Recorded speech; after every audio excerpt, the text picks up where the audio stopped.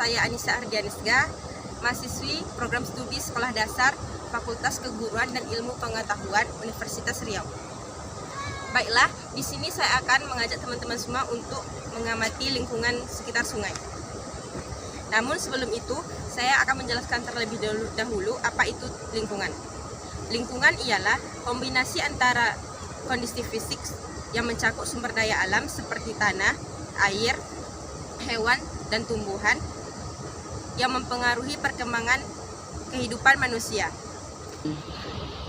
Nah, lingkungan ini terdiri dari dua macam. Yang pertama yaitu lingkungan abiotik dan lingkungan biotik. Lingkungan biotik yaitu segala sesuatu yang tidak bernyawa.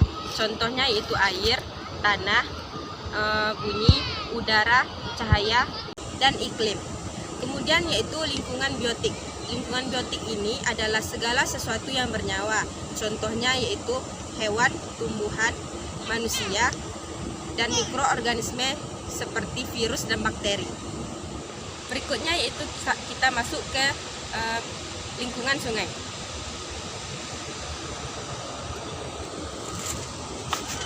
Sungai adalah aliran air di permukaan yang besar dan berbentuk memanjang yang mengalir secara terus-menerus dari hulu menuju hilir.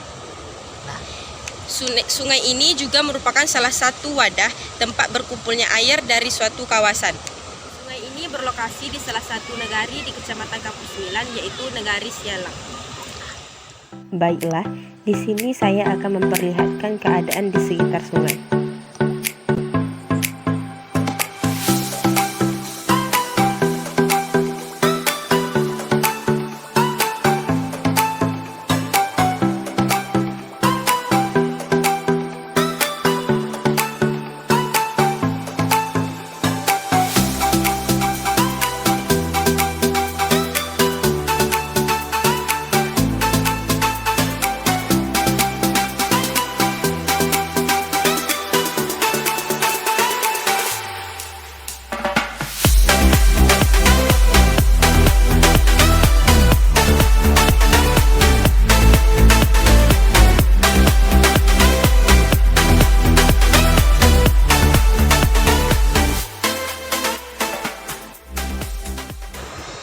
Sungai di Kapuk Sembilan ini biasanya dimanfaatkan oleh masyarakat untuk irigasi sawah, pencarian ikan, sumber galian pasir dan kerangka, serta sebagai jalur transportasi menggunakan speedboat.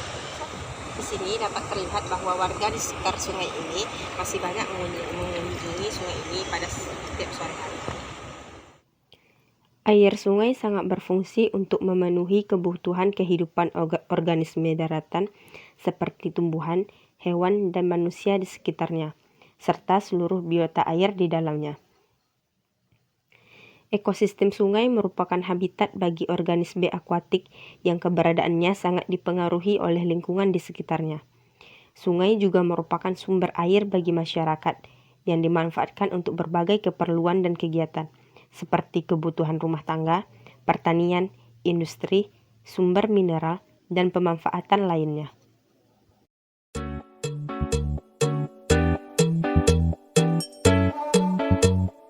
Sekarang adalah musim kemarau, dapat dilihat bahwa sungai ini menjadi dangkal. Tetapi jika pada musim penghujan, debit air pada sungai ini cukup naik. Ya, naik.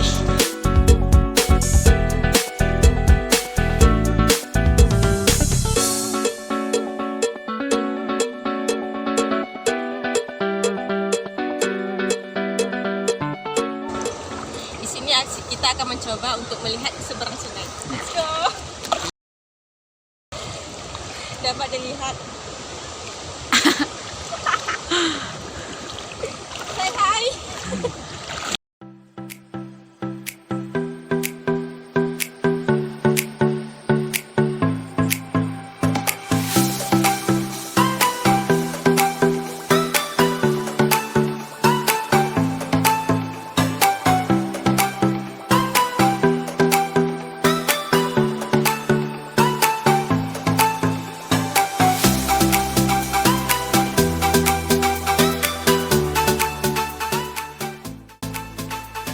dilihat bahwa air sungai ini cukup dangkal dan arus airnya yang tenang, sehingga memudahkan saya untuk menyeberangi sungai ini.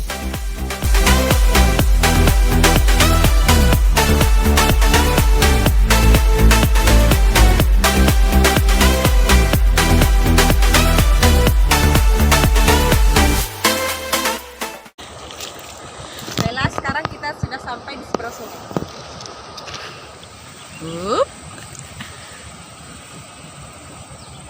Di seberang sungai dapat kita lihat bahwa terdapat tumpukan pakis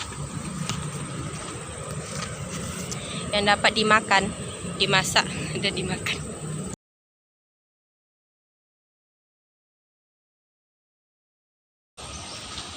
Di sini saya akan mencoba menjelajahi daerah yang berada di seberang sungai.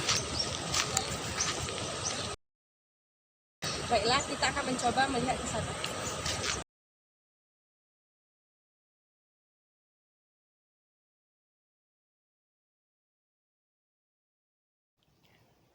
Di seberang sungai ini, saya melihat tempat ternak para warga, berbagai macam tumbuhan, dan daratan datar seperti lapangan sepak bola.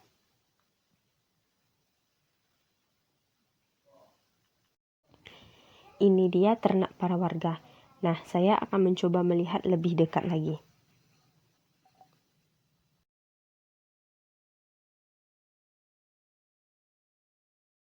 Biasanya warga di sekitar sini menggunakan daerah seberang sungai ini sebagai tempat untuk beternak.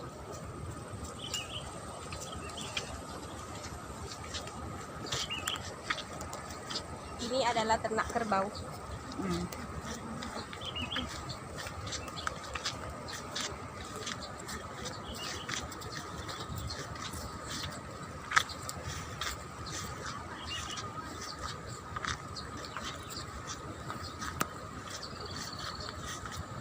Nampak Kemudian wayangan juga terdapat seperti lapangan sepak bola.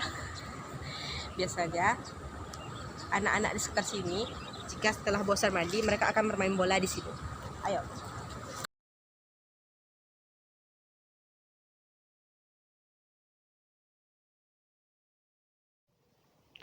Nah, ini dia penampakan tempat ternak para warga.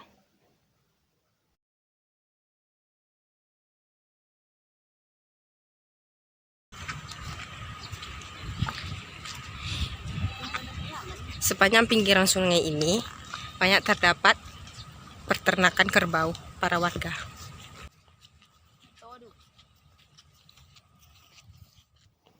Nah, saya sudah sampai di lapangan seperti yang saya jelaskan tadi. Sangat menyenangkan di sini, ditambah dengan cuaca yang cerah, dapat dilihat dari awannya yang sangat indah. Sekarang saya akan mencoba untuk berjalan ke arah hulu sungai.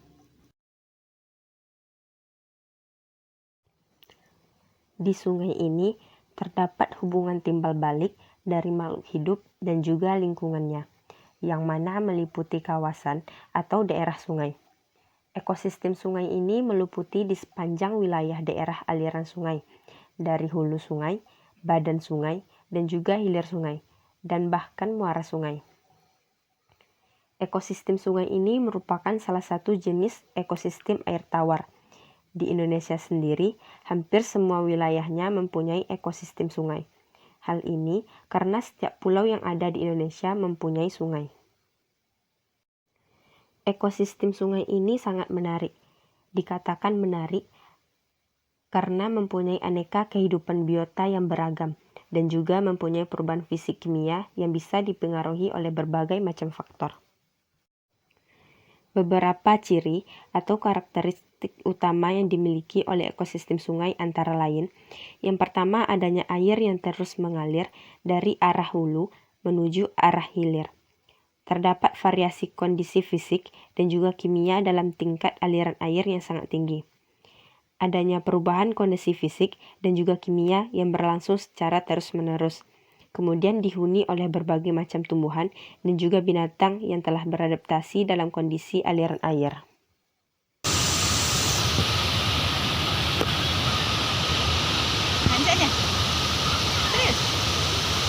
Nah, sekarang kita sudah sampai di bendungan. Bendungan ini dibangun agar tidak terjadinya banjir atau untuk mencegah terjadinya banjir. Dapat kita lihat bahwa di daerah ini airnya masih dangkal, namun terdapat sebuah bendungan yang menyebabkan aliran air di daerah ini menjadi lebih deras. Bendungan ini juga dijadikan sebagai objek wisata oleh masyarakat setempat. Lihatlah contohnya.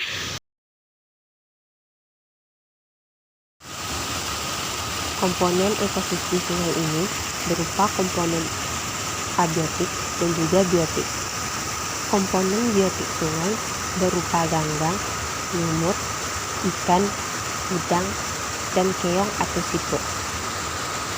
Lalu komponen abiotik dari sungai berupa suhu, cahaya matahari, dan kelembapan udaranya.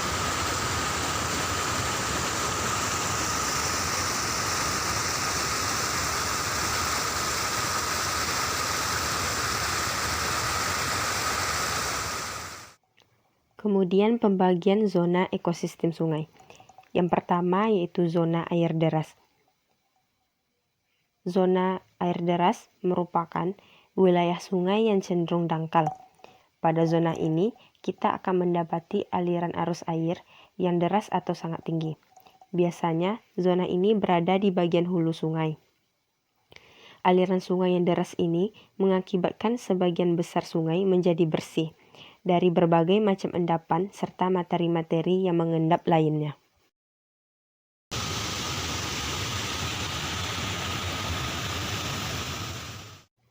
Yang kedua yaitu zona aliran tenang. Zona aliran tenang ini merupakan zona yang sedikit lebih dalam dan arus sungai tidak terlalu deras seperti zona yang pertama. Zona ini biasanya berada di wilayah yang landai. Zona ini kita juga akan menemukan lumpur dan juga bahan endapan lainnya yang mengendap di dasar sungai. Karena banyaknya bahan endapan yang mengendap ini, maka menjadikan dasar sungai terasa lunak dan tidak sesuai lagi dengan bentos. Zona aliran tenang ini lebih sesuai bagi neutron dan plankton yang mempunyai kebiasaan menggali dasar sungai.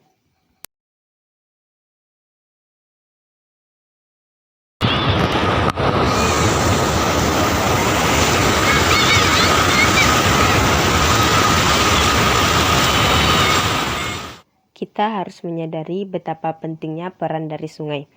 Di sungai ini terjadi berbagai macam rantai makanan yang berguna bagi kelangsungan makhluk hidup. Contohnya, sinar matahari pada rantai makanan berfungsi untuk memberikan energi pada alga agar dapat melangsungkan proses fotosintesis. Alga berperan sebagai produsen karena dapat membuat makanan sendiri untuk memenuhi kebutuhan energi.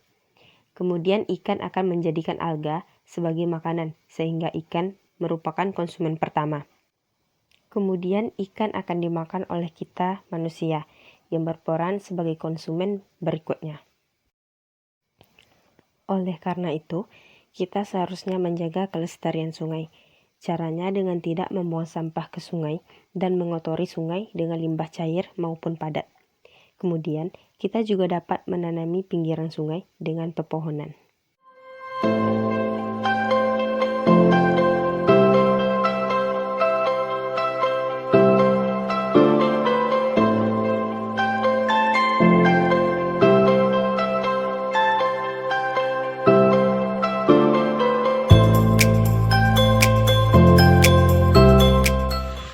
Baiklah, cukup sekian video dari saya. Assalamualaikum.